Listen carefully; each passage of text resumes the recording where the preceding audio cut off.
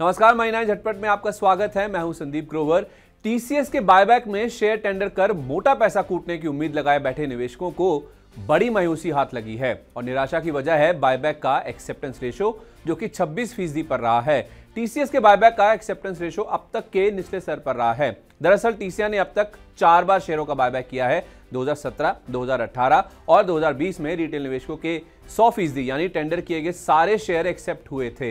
Acceptance ratio के इसी track record को देखकर ही निवेशक इस बार बायबैक को लेकर काफी उत्साहित थे, पर बीते 3 बार के मुकाबले इस बार टेंडर किए गए शेयरों में से केवल 1/4 शेयर ही एक्सेप्ट हुए हैं और बायबैक को शानदार रिस्पांस मिला भी था। 100% शेयर टेंडर होने और मोटी मलाई काटने की उम्मीद में 4 करोड़ शेयरों के बायबैक के सामने 30 करोड़ से ज्यादा शेयर टेंडर किए गए हैं, यानी कि बायबैक 7.5 गुना से ज्यादा सब्सक्राइब हुआ था।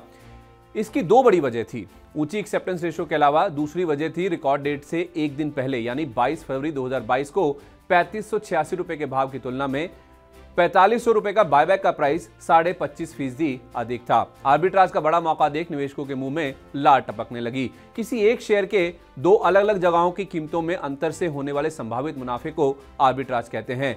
इसी आर्बिट्राज के अवसर के मद्देनजर 12 जनवरी को बायबैक की घोषणा के बाद रिटेल निवेशकों ने टीसीएस के 44 शेयर खरीदे थे ताकि वह बायबैक के लिए रिटेल निवेशक के रूप में पात्र हो सकें।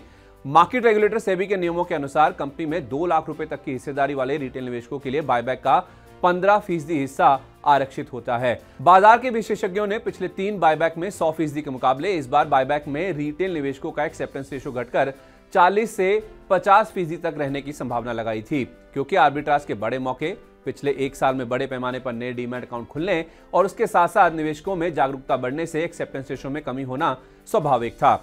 एक्सेप्टेंस रेशो एक बायबैक ऑफर में टेंडर किए गए कुल शेयरों की तुलना में स्वीकार हुए शेयरों की संख्या होती है। बड़े पैमाने पर शेयर टेंडर होने के पीछे बायबैक की घोषणा और बायबैक की रिकॉर्ड डेट से एक दिन पहले के भाव में अंतर भी एक बड़ी वजह है, जिससे आर्बिट्राज की दर और आकर्षक हो गई थी।